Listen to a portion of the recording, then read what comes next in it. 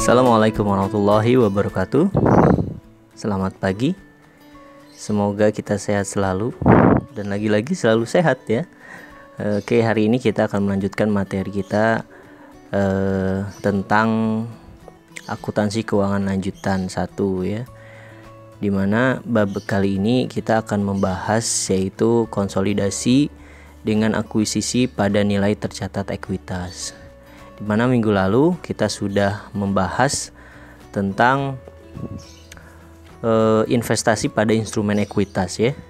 Dan minggu lalu pun sudah saya kasih latihan soal. Nah, kita akan coba bahas sebelum kita masuk kepada materi yang berikutnya. Kita akan bahas seperti apa sih latihan soalnya ya. Oke, kita lihat. Oke, ini adalah soal latihan 1 yang kemarin kita kerjakan. Saya bacakan ulang ya. Pada tahun 2015, investor mengakui 20% saham Investi ya, pada nilai tercatat ekuitasnya. Pada saat itu nilai ekuitas PT Investi adalah 100 juta. Selama tahun 2015 PT Investi melaporkan laba bersih senilai 30 juta. Nilai wajar investi pada akhir tahun 2015 adalah 23 juta. Oke. Jadi kita akan membuat jurnalnya. Di sini disuruh membuat jurnal apabila investor itu memiliki pengaruh signifikan dan tidak memiliki pengaruh signifikan. Oke. Kita sudah ketahui bersama bila memiliki pengaruh yang signifikan itu kita gunakan metode ekuitas ya. Dan kalau dengan tidak memiliki pengaruh yang signifikan kita gunakan metode nilai wajar atau biaya. Oke, yang pertama, di sini ada 3 jurnal ya. Ada 3 jurnal yang akan kita lakukan, yang akan kita buat. Yang pertama adalah dengan menggunakan metode nilai wajar atau biaya. Jurnal pertama adalah mencatat investasi pada saham Investi ya, yaitu investasi pada PT Investi, kreditnya adalah kas senilai 20 juta ya. Kemudian untuk metode ekuitas, investasi pada entitas asosiasi, lalu pada kas senilai 20 juta juga. Nah, kenapa 20 juta? Ini 20 juta adalah karena di sini nilai ekuitas PT Investi adalah 100 juta. Jadi nilai perusahaannya ya, baik laba ataupun sahamnya itu senilai 100 juta ya. Nah, si investor ini mengakui 20%, dia membeli 20% dari 100 juta ini, maka ya kita catat 100 juta kali 20%, maka hasilnya adalah 20 juta ya. Saya masih melihat ada yang nilainya 100 juta, yaitu salah ya. Jadi 100 juta ini adalah nilai dari keseluruhan ekuitas PT Investi itu sendiri. Ya, setelah dikali 20% nilainya jadi 20 juta.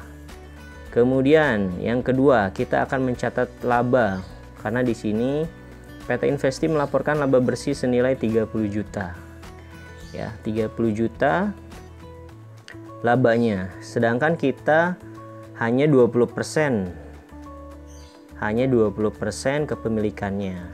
Untuk metode nilai wajar itu tidak ada jurnal ya, sesuai tabel jurnal yang kemarin kita lihat. Kemudian untuk metode ekuitas yaitu investasi pada entitas asosiasi. Oke, pada bagian laba entitas asosiasi senilai 6 juta. Ya, sama 6 juta tadi ya. 20% 30 juta kali 20%. Jadi hasilnya adalah 6 juta. Lanjut, penyesuaian nilai wajar. Oke. Nah, di akhir tahun ya, nilai wajar investasinya adalah 23 juta. Sedangkan pada awal tahun tadi adalah 20 juta. Maka ada selisih. ada selisih keuntungan, yaitu sebesar 3 juta. Dari mana 3 juta? Dari 23 juta dikurangi 20 juta. Jadi seperti itu. Nah, untuk metode ekuitas itu tidak ada jurnalnya ya. Oke. Semoga setelah kemarin mengerjakan dan setelah melihat pembahasan ini, mudah-mudahan bisa lebih mengerti begitu ya. Oke, kita akan masuk ke materi berikutnya. Oke, tadi adalah penjelasan tentang materi kemarin ya, latihan kemarin. Hari ini kita akan masuk ke dalam materi konsolidasi dengan akuisisi pada nilai tercatat ekuitas ya. Nah, tentu saja ada tujuan pembelajarannya. Jadi diharapkan setelah mendapatkan materi ini, kita memiliki pemahaman tentang konsolidasi dengan akuisisi pada nilai tercatat, kemudian memiliki kemampuan untuk membuat kertas kerja konsolidasi ya. Oke, saya ada lupa ya, ada yang lupa. Kita berdoa dulu ya, semoga apa yang kita bahas hari ini mudah-mudahan bisa diterima ya, bisa dipelajari dengan baik. Berdoa dimulai. Berdoa selesai. Oke, kita lanjut ke materi.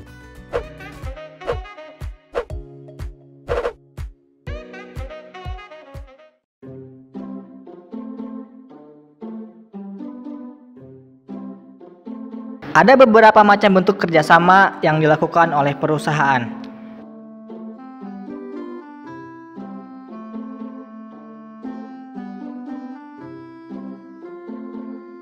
yaitu merger, akuisisi,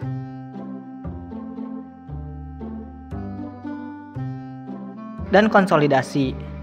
Dan di sini kita akan membahas akuisisi.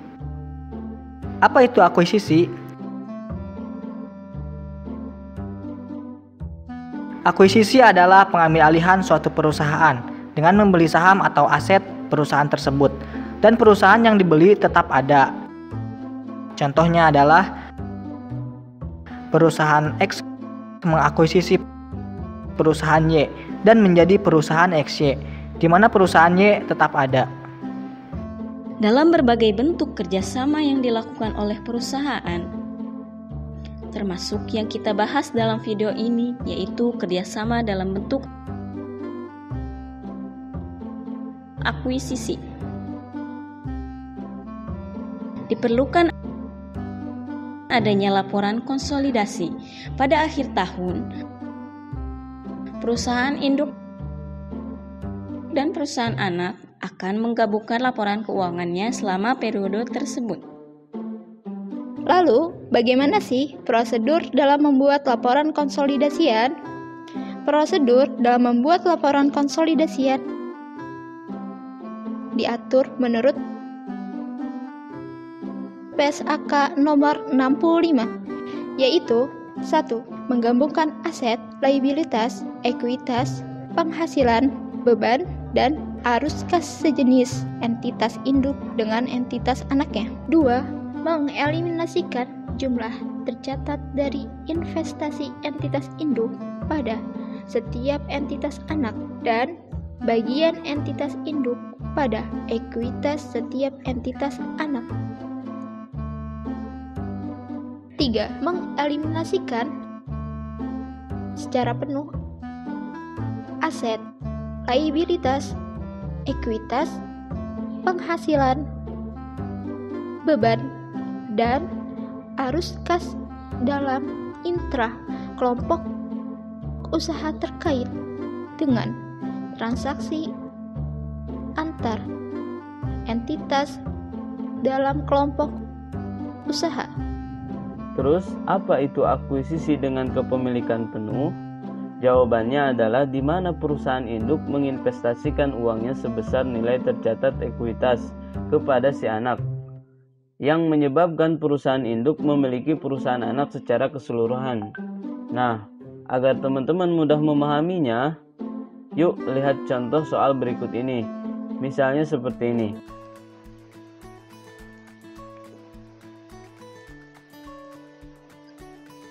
Oke, baik. Ini adalah sebuah latihan soal ya. Latihan soal yang saya buat cukup sederhana. Kita bisa melihat di sini ada dua laporan keuangan ya, yaitu laporan keuangan PTA dan laporan keuangan PTB. Jadi kita asumsikan bahwa ada dua perusahaan di mana PTA nanti akan membeli PTB. PTA akan mengakuisisi PTB ya. Ini laporan keuangan sebelum diakuisisi. Jadi masing-masing ya. Masing-masing punya laporan keuangannya. Di mana PTA dia mempunyai total aset 250, PTB mempunyai aset sebanyak 120. Gitu ya. Jelas ya. Jadi di sini ada dua perusahaan, PTA akan mengakuisisi PTB. Nah, PTA itu mengakuisisi 100% saham PTB pada nilai tercatat ekuitas di PTB. Ya. Jadi PTA itu membeli 100% saham, 100% ekuitas ya di PTB. Nah, di sini karena 100% PTB ya, 100% saham PTB pada nilai tercatat ekuitas PTB. Nah, berapa sih nilai tercatat ekuitasnya? Nilai tercatatnya adalah 40. Ekuitasnya sebesar 40, yaitu dari 30 saham biasa dan saldo labanya 10. Jadi di total adalah 40. Ya. PTA membeli 40 ke PTB, saham PTB. Oke. Nah, setelah ini apa yang harus kita lakukan? Nah, kita akan menjurnal ya. Sama seperti kemarin kita menjurnal si PTA. Ya, kita menjurnal PTA. Apa jurnalnya? Jurnalnya adalah investasi pada entitas asosiasi ya. Kemudian kasnya 40. Jadi di debit investasi pada entitas asosiasi 40 dan kas 40. Nah, ini metode ini yang kita gunakan adalah metode ekuitas ya. Jadi bila pembelian sahamnya lebih dari 50% itu kita boleh menggunakan, kita lihat dari slide kemarin, bila lebih dari 50% kita boleh menggunakan metode biaya atau nilai wajar atau ekuitas ya. Nah, ditambah dengan laporan konsolidasian. Kita pun harus membuat laporan konsolidasian. Nah, pada bab ini kita akan membuat dengan metode ekuitas ya.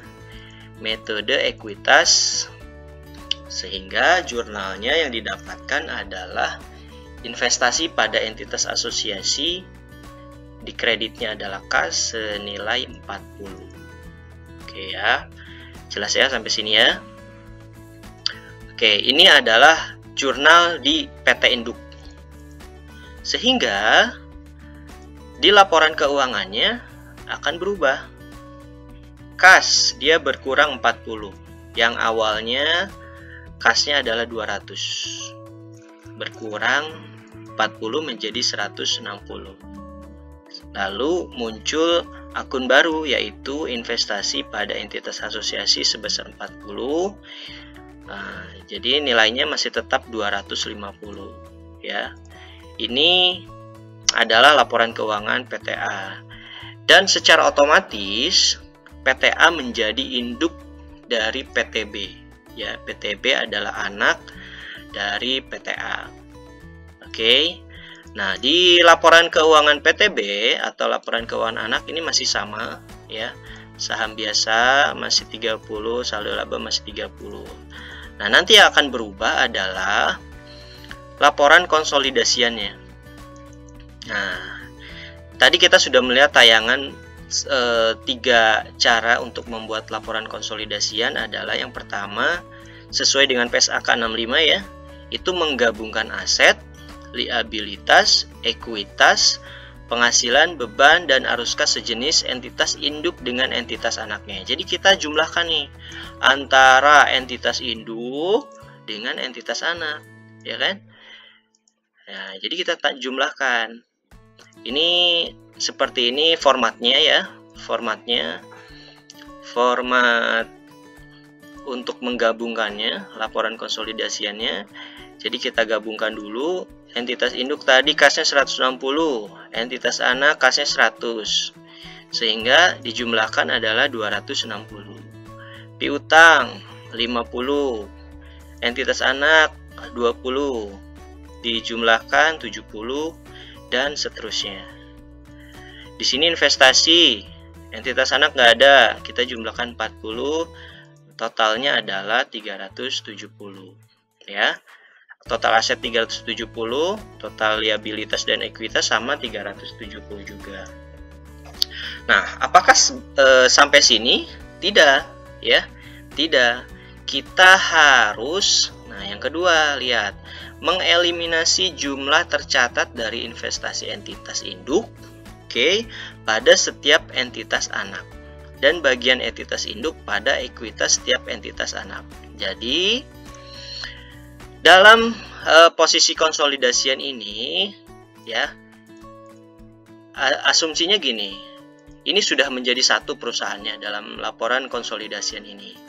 Nah, logikanya kita tidak bisa ibaratnya berinvestasi pada perusahaan sendiri, begitu ya, melakukan investasi pada perusahaan sendiri.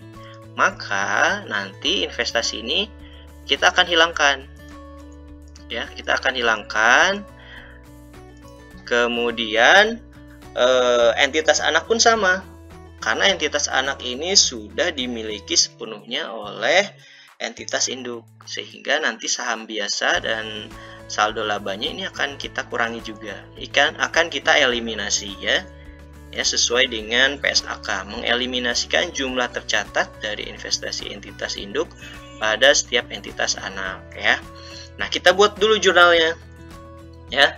Jurnal eliminasi. Oke. Jurnal eliminasi. Mana yang kita kurangi tadi? Ini investasi, ya, pada kredit, oke. Investasi di sini aja deh. Kita investasi pada entitas asosiasi. Ini kreditnya berapa? Sebesar 40, ya. Ini kredit. Nah, debitnya apa? Ya tadi, ya. Jadi dalam perusahaan anak ini sudah dibeli oleh perusahaan induk, kan? Ya, maka kita akan menghilangkan ini, ya, yaitu saham biasa dan saldo laba sebesar 30 dan 10, totalnya 40. Oke, ini adalah jurnal eliminasinya sesuai dengan syarat dari PSAK 65. Oke, baru kita masukkan ke laporan posisi keuangan konsolidasian. Kita masukkan saham biasa. Saham biasa kita masukkan ke, ini debit, ya, debit, ini kredit. Kita masukkan ke debit sebesar 30. Kemudian saldo labanya 10. Sehingga akan tereliminasi. Kita akan tereliminasi, akan menghilangkan, ya, gitu ya. Sehingga saham biasanya menjadi 80, berkurang, dan saldo labanya berkurang jadi 50. Nah, investasi pada entitas asosiasi di kredit. Oke, kita taruh di kredit senilai 40. Sehingga laporan posisi keuangan konsolidasian kas yaitu 260, piutang 70, investasi pada entitas asosiasi ini jadi 0. Ini kita bisa hilangkan, ya. Kita bisa hilangkan. Kemudian utang 200, ekuitas saham biasa 80 dan saldo laba 50. Sehingga baik total aset dan total liabilitas dan ekuitas itu sama, yaitu 330 ya. Jadi itu caranya ya. Caranya yang pertama kita adalah mencatat investasi dulu. Nah, setelah kita catat baru kita catat jurnal eliminasinya, karena hasil dari proses akuisisi tadi ya. Seperti ini. Oke, nanti kita akan lihat lagi contoh berikutnya. Kalau ini contoh yang sangat sederhana. Nanti akan kita lihat contoh yang sedikit realnya. Oke ya.